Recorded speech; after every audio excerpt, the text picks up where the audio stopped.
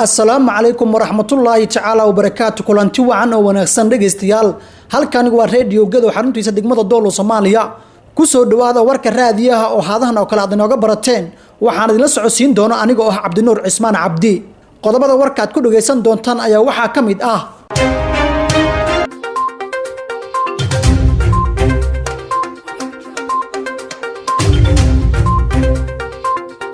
maamulaha guud ee isbitaalka degmada Doolo Soomaaliya ayaa ka warbixiyay shaqada bulshada uu qabto isbitaalkaasi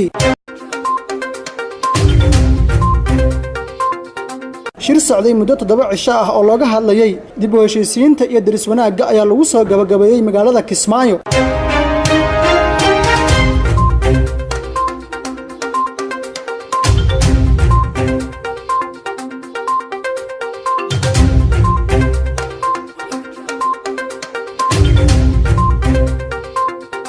madaxweynaha Soomaaliya oo dalacsiyay saraakiil ka tirsan booliska Soomaaliya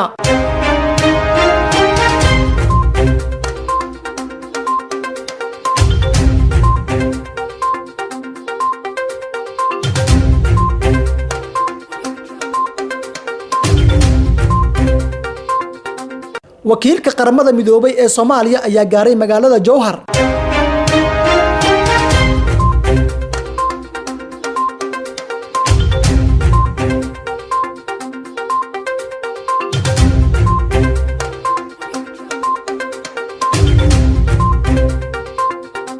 dawladda Soomaaliya oo xaqiijisay tayeynta adeegyada ay helayaan xujayda Soomaaliyeed ee sanadkan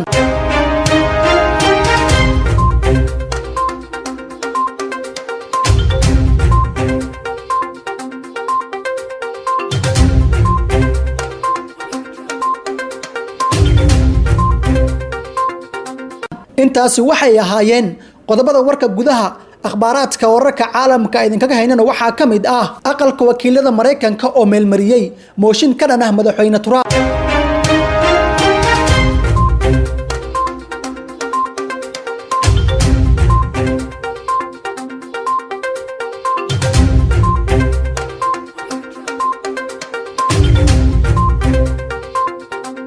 hoggaanka sare ee midowga Yurub oo markii ugu horeysay haweenay loo dhiibay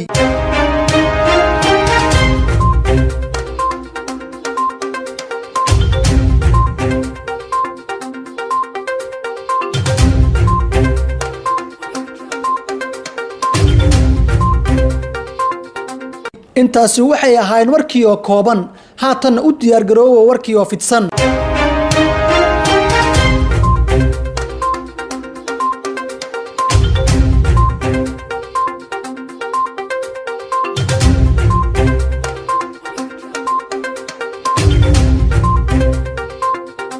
aan ku bilaaway madaxweynaha Soomaaliya oo dalacsiyay saraakiil ka tirsan booliska Soomaaliya war amuurtaasi ku saabsan waxa ay noo hayeen Nuurdiin Xasan Deeq madaxweynaha Jamhuuriyadda Federaalka Soomaaliya mudane Maxamed Cabdullaahi Farmaajo ayaa dalacsiyay saraakiil ka tirsan ciidanka booliska Soomaaliyeed kadib soo jeedin ka timid taliyaha booliska Soomaaliyeed General Bashiir Americo sabada xalay ka dhacday dugsiga tababarka booliska ee General Kaahiya ayaa waxa lagu dalacsiyay saraakiishan ka tirsan ciidanka booliska gobolka Banaadir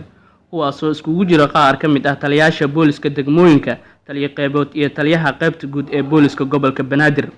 saraakiisha munaasabada lagu dalacsiyay ayaa waxa ka mid ahaa taliyaha qaybta guud gobolka Banaadir ee ciidanka booliska Soomaaliyeed Gaanshaalla Sare Saadaq Cumar Maxamed oo loo dalacsiyay sareeye guuto sidoo kale la dalacsiyay taliyaha ku-xigeenka qaybta guud gobolka Banaadir Gaanshaalla Dhexe Maxamuud Cabdiqaadir Xaaji Jeegow oo loo dalacsiyay Gaanshaalla Sare iyo saraakiil kale munaasabada waxaa ka qayb galay ra'iisul wasaare ku-xigeenka dalka mudane Mahdi Guuleed gudoomiyaha gobolka Banaadir ahna duqa Muqdisho injineer Cabdiraxmaan Cumar Cismaan Yirisow wasiirka wasaaradda boostada isgaarsiinta iyo teknoolajiyada mudane Cabdi Canshuur iyo wasiir dowlaha xafiiska ra'iisul wasaaraha Soomaaliya Cabdullaahi Xamuud iyo taliyaha ciidamada iyo marti sharaf kale taliyaha ciidanka booliska Soomaaliyeed Bashiir Cabdi Maxamed America ayaa sheegay in sidoo kale sanadkan gudihiisa ay dalacsiin doonaan in ka badan 500 oo ka tirsan saraakiisha ciidanka booliska Soomaaliyeed ra'iisul wasaare ku-xigeenka dalka Mahdi Maxamed Guuleed Qadar oo darajooyinkan ciidan u xiray saraakiisha la dalacsiyay ayaa sheegay in saraakiishan sabab ah loo dalacsiyay keentay in qayb weyn ay ka qaateen sugidda amniga magaalada Muqdisho ciidanka booliiska waa kuwa aan ku hurdno har iyo habeenba u taagan badbaadinta nafta iyo hantida shacabka. In la abaalmariyo oo la dalacsiiyo waxay tilmaam u tahay shaqada adag ay ka qabteen amniga caasimadda. sidaasna waxaa yiri gudoomiyaha gobolka Banaadir Injineer Iliso oo ka qayb galay munaasabada lagu dalacsiiyay saraakiisha ciidanka ee booliiska dalka. maamulaha guud isbitaalka degmada Doolo Soomaaliya ayaa ka warbixiyay shaqada bulshada uu qabto isbitaalkaasi. warkaasi ayaa waxa ay noo hayo Cabdullaahi Maxamed Xamuud. isbitaalka guud ee degmada Doolo Soomaaliya ayaa mid ay ku tirsan yihiin bulshada degmada Doolo iyo deegaanaha hoos yimaada degmada. maamulka isbitaalka degmada Doolo Soomaaliya Abdiraxmaan Nuur ayaa iga warbixiyay shaqada uu qabto isbitaalka isagoo carbaabay in isbitaalka looga yimaado degmada Doolo Adow ee gobolka Liibaan. runtii waxaa intaa dheer isbitaalku uu sameeyay adeeg mobile team oo gaaro tuulooyinka fog ee Baar ilaa tuulooyinka Gandow ay kala mobile team soo kala staff waxaa hoos yimaado ku xiran 5 xarun oo primary health care unit ama health post-yada ku yaala tuulooyinka ka fog magaalada 5 tuulo aad u fog oo ilaa xubin xuduudka loo doono xildhibaan ilaa ay balxay doono xildhibaan runtii cadadka tirada sleep buu hayaa staff waxaa fangarayso ayada leedahay Turkiya gacanta ku hayo maamulka degmada iyo bulshada Doolo iyo wasaaradda caafimaadka Jubbaland. service-ku bixinay intaas service uu soo sheegay waa service bilaash ah oo sida calaamad lagu leeyahay. sidoo kale wuxuu bixiyaa qaybta nafaqada tacaalada nafaqada oo ah outpatient aan u daweyno inpatient SC ku yaala isbitaalka oo meesha xanaanada qaasta dadka macluusha say ku dhintay industal baa xadaas leh population tira badan ahayo oo laba wadan kala duwan waxa dadka loo Ethiopia Palestine ilaa IDPs iyo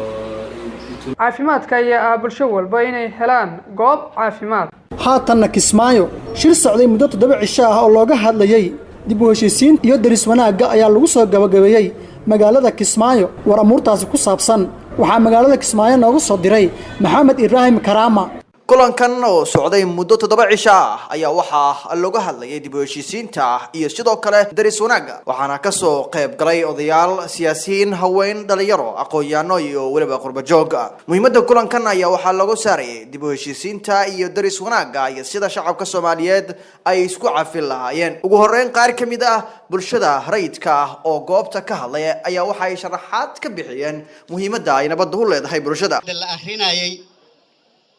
waxaa uu loo baahan yahay ani fikrad ahaan qowl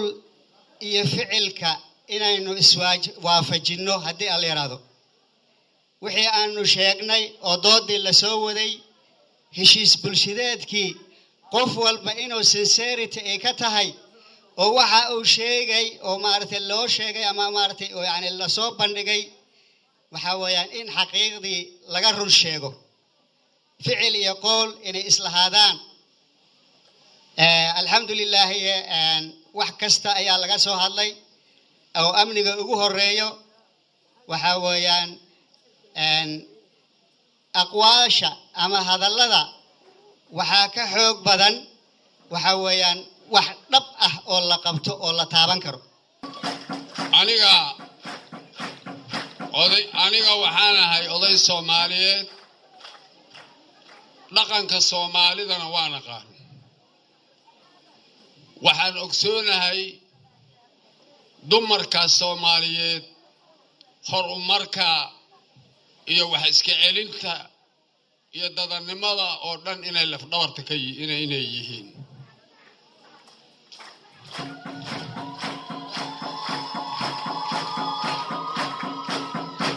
waxaan aqoon u leeyahay aniga waxaan ahay gudoomiye guddi nabadgelyo oo deegaanada Gaarisa ka mid ah 7 deegaan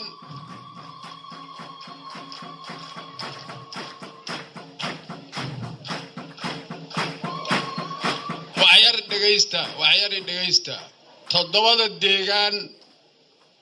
oo magaalada Gaarisa ay ka mid tahay iyo 7 degmo oo ay leedahay waxa ka dhisan guddiyaal la yiraahdo guddiga nabadgelyada guddigaa waxaan u dhisnay qaabkan soo socdo waxa afka qalaad lagu yidhaa cost sharing 3 ruux inay mid dumar ahaato guddiga aan aniga hadda madaxda ka ahay waa 15 tobanka rag weeyey 5tana waa dumar sidaa waxaan u yeelay in dumar kale aantiisa aan la shaqayn karin wasiirka wasaaradda arrimaha gudaha Jubbaland oo ugu dambeyn goobta ka hadlaya isaguna goobta waxa uu ka sheegay in ay socdaan wali gurmadka loo sameeyo shacabkii ku waxyeeloobay weerarka wuxuusnimada argagixisadu ay ka fuliyeen magaalada Kismaayo isaguna sheegay in loo baahan yahay in bulshadu ay ka wada shaqeeyaan amniga kala gedisan ee reer Jubbaland dadkaas waa u tacsiyeena uga harimayno haddii ilaahay idmo sida aad maqasheen xukuumadda madaxweynuhu magacaabay guddi ka kooban xukuumadda xubnaheeda oo hogaaminaya madaxweyne ku-xigeen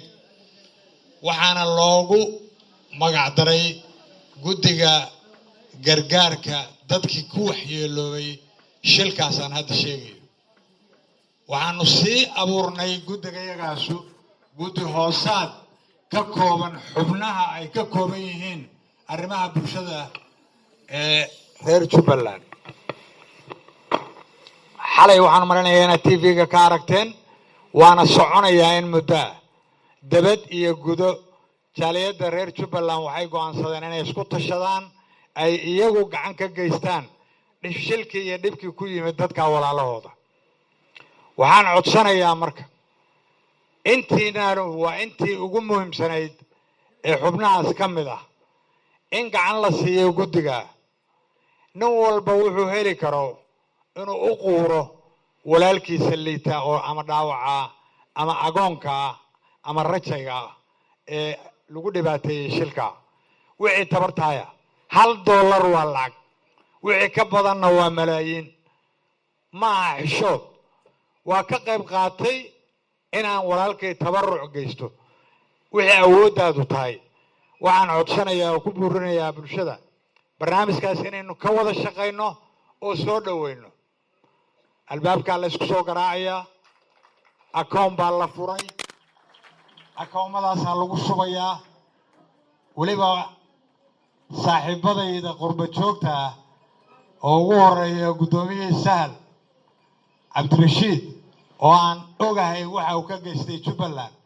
waxaan codsanaynaa qurba joogta in loola hadlo xalay waa la hadalay badankood please maantay inaan nisugna inaan iskala weynahay baan u maleynayaa inaan isku filannahay noo gaarsiiya jaaladeeha iyaga inay qaataan walaalood sidii hore ugu qaadan jireen arrintaa aad baan ugu celcelinayaa wakiilka qaramada midoobay ee Soomaaliya ayaa gaaray magaalada Jowhar warkaasi waxa inoo koobaya Maxamed Maxamuud Cabdiraxmaan wakiilka qaramada midoobay ee Soomaaliya Mr James Isween iyo wafdi uu hogaaminayo ayaa maanta gaaray magaalada Jowhar ee xarunta dawlad goboleedka Hirshabelle madaxweynaha dawlad goboleedka Hirshabelle madaxweyne ku-xigeenka iyo mas'uuliin kale ayaa garoonka diyaaradaha magaalada Jowhar si weyn ugu soo dhaweeyay wakiilka qaramada midoobay ee Soomaaliya oo booqasho ku tagay caasimadda Hirshabelle wakiilkan ayaa kulan kula qaatay magaalada Jowhar madaxweynaha Hirshabelle iyadoo oo laga wada hadlayo xoojinta iyo wada shaqaynta howlgalka qaramada midoobay waxaana sidoo kale kulankan goobjoog ka ahaa wakiilka howlgalka qaramada midoobay ee Hirshabelle Mr Benjamin booqashada James Isween ee Hirshabelle ayaa noqonaysa safarkii labaad ee uu ku tago dawlad goboleedka xubnaha ka ah federaalka kadib markii uu booqasho ku tagay toddobaadkani magaalada Kismaayo ee dawlad goboleedka Jubbaland dhageystayaal waxaad nagala socotaan Radio Gado mowjada 89.1 dawladda Soomaaliya oo xaqiijisay tayeynta adeegyada ay helayaan xujayda Soomaaliyeed ee sanadkan warkaasi waxa inoo haya Maxamed Macalnaadan wasaaradda awqaafta iyo arrimaha diinta xukuumadda federaalka ee Soomaaliya ayaa waxay shaacisay in sanadkan wasaaraddu ay aad markaasi u hubin doonto adeegyada ay helayaan xujayda Soomaaliyeed ee markaasi u soo gudbinayo wasaaradda awqaafta iyo arrimaha diinta xukuumadda federaalka ee Soomaaliya ayaa waxay shaacisay in sanadkan wasaaraddu ay markaasi aad u hubin doonto adeegyada ay helayaan xujayda Soomaaliyeed ee markaasi soo gudanayo sanadkan waajibaadka xajka. Mudane Cismaan Aadan Dhuubo wasiir ku-xigeenka wasaaradda awqaafta xukuumadda Soomaaliya ayaa waxa uu sheegay in iyagoo markaasi ka fikiraya inaysan soo laaban culaysyo markaasi horay markaasi ay la kulmi jireen xujayda ay markaasi waqti badan geliyeen sidii markaasi loo dhameystiri lahaa adeegyadaasi muhiimka u ah xujayda sanadkan markaasi doonayso inay markaasi waajibaadka xajka soo gudato. wasiir ku-xigeenka ayaa dhinaca kale sheegay in shirkadaha bixinaya adeegyada xajka sanadkan ay markaasi si siman u tartameen isla markaasina tayadooda lagu soo kala xushay. waxaa jiro guddi markaasi ka kooban culimada iyo bulshada rayidka qaybna ay ka ahayd wasaaradda oo markaasi horay u soo saaray shuruucda markaasi looga baahan yahay shirkadaha bixinaya adeegyada xajka kuwaasi oo markaasi loogu talagalay inay meesha ay ka saaraan dayaca markaasi laga soo sheego inay markaasi la kulmaan xujayda Soomaaliyeed ee markaasi xajka soo guta. haatan qodobada caalamka aqalka wakiilada Mareykanka ayaa cod ku meel mariyay qaraar lagu cambaareynayo madaxweynaha Mareykanka Donald Trump iyo hadalkii cunsuriyadda uu ku yiri 4 gabdhood oo ka tirsan aqalkan 240 xildhibaan ayaa ku codeysay halka 187 xildhibaanna ay ku codeysay maya taas oo ka dhigan in 4 xildhibaan oo ka tirsan xisbiga jamhuuriga ee Trump iyo waliba xildhibaanka kaliya ee madaxa banaan ee Justin Amash ay codkooda ku biiriyeen dimuqraadiyiinta iyadoo xildhibaanadan uu ka mid yahay ninka kaliya ee midowga ah ee xisbiga jamhuuriga ka tirsan William Hard. isla markii la meelmariyay qaraarka xildhibaanada xisbiga dimuqraadiga Al Green ayaa diiwaan geliyay mooshin codka kalsoonida loogu qaadayo Donald Trump. madaxda xisbiga ayaa sadiidan in ay horay u sii wadaan arrinka xilka xiyuubinta Trump xilli xubno badan ee xisbiga ay arrintaasi ku baaqayaan. xildhibaanka mooshinka keenay ee ka soo gala gobolka Texas ayaa Trump ku eedeeyay in xafiiska ugu sarreeya Mareykanka uu soo jiiday sharaf darro kana dhigan meel lagu maadeysto. qaraarka la meelmariyay ayaa qoraya in dhammaan dadka Mareykanka marka laga reebo dadkii loogu yimid meesha iyo kuwii midowga ahaa ee adoonsiga loo keenay inay yihiin muhaajiriin ama firkii dadka muhaajiriinta ahaa. waxaa kale oo mooshinka lagu xusay in wadaninimada aysan ahayn isir qof ee balse ay tahay hadba sida qofka ku difaaco dastuurka ku dhisan sinaan xorriyad ka wada mid ahaansho iyo waliba dimuqraadiyad. Trump ayaa ka hadlay qaraarka la ansixiyay isaga oo amaanay midnimada xisbiga jamhuuriga isaga oo mar kale weeraray hablaha afarta ah oo uu ku eedeeyay in ay wax xun ka sheegeen Mareykanka iyo Israa'iil. hoggaanka sare ee midowga Yurub oo markii ugu horeysay haweeney loo dhiibay codeyn qarsoodi ah oo ay sameeyeen guddiga midowga Yurub ayaa madaxweynaha guddigaasi ugu doorteen haweeneydii ugu horeysay ee xilkaasi qabato taasi oo ah Ursula von der Leyen oo u dhalatay dalka Jarmalka. madaxweynaha cusub ee guddiga midowga Yurub Ursula von der Leyen ayaa waxay heshay 383 cod waxayna u baahneed codad gaaraya 374 ka mid ah 747 xubnood oo codadkooda dhiibanayay ee xubnaha baarlamaanka ee midowga Yurub oo doorashadaasi sameeyay. waxaana guddiga uu dajiyay sharciyada taasi horseedaysa in talaabo laga qaado wadamada xubnaha ka ah haddii ay qaladaad galaan. Ursula von der Leyen ayaa u mahad celisay baarlamaankii doortay iyadoona ku tilmaantay kalsoonida ay xubnahaasi siiyeen ay ka turjumayso midnimada midowga Yurub qaybaha bariga koonfurta galbeedka iyo waqooyiga Yurub. sidoo kale waxaa la filayaa in bisha soo socoto ee November la bedelo gudoomiyaha guddigaas ee haatan talada haya Jane Golda Jonger kaasi oo la hadal hayo inuu bedelo wasiirka gaashaandhigga ee dalka Jarmalka. madaxweynaha cusub ee midowga Yurub ee la doortay Ursula von der Leyen waxay ku dhalatay magaalada Brussels ee caasimadda dalka Belgiumka waxayna leedahay 7 carruur ah waxayna ahayd haweeney dhakhtarad ah ka hor inta aysan ku soo biirin siyaasadda. waxayna ballan qaaday inay xoogga saari doonto daryeel bulsho. dhageystayaal qodobkaasi ayaa ugu dambeeyay warkii aad kala socoteen Radio Gado. qofkii warka uu dhaafay wuxuu dib uga daalacan karaa barta Facebook ama YouTube aan ku leenahay Radio Gado codka gobolka Gado. waxaana ila socodsiinayay anigoo ah Cabduur Cismaan Cabdi. dhanka farsamada waa saaxiibkay Maxamed Macalaadan. intaan warkan warkii aan ku kulmi doono waxaan kaga tageynaa sidaas iyo nabadgelyo.